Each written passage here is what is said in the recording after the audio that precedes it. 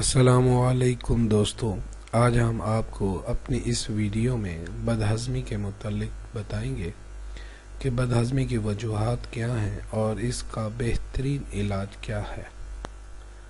دوستوں، بدہضمی کی بہت سی علامات ہیں جن میں سے چند علامات میں آپ کے سامنے شیئر کرتا ہوں۔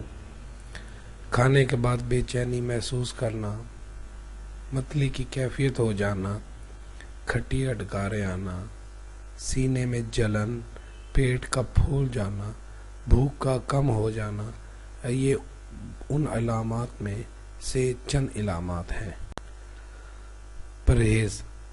دوستو، ایسیڈک خوراک، مالٹا، کھجور، چکنائی والی غذائیں، مکھن، انڈا، آئس کریم، تلی ہوئی چیزیں، سموسا، مٹھائی، پکوڑا یا سافٹ ڈرنکس وغیرہ، چائے، کافی، باسی کھانے پینے کی چیزیں، ان کا کم استعمال کر کے بھی ہم اس مرض پر قابو پا سکتے ہیں۔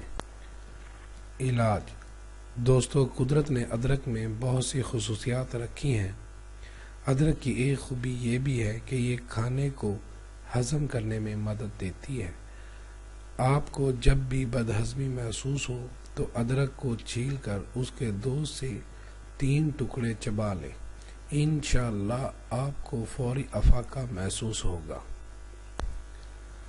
دوستو، ویڈیو کے نیچے موجود سبسکرائب کے نشان پر کلک کریں تاکہ آپ مزید ویڈیو دیکھ سکیں۔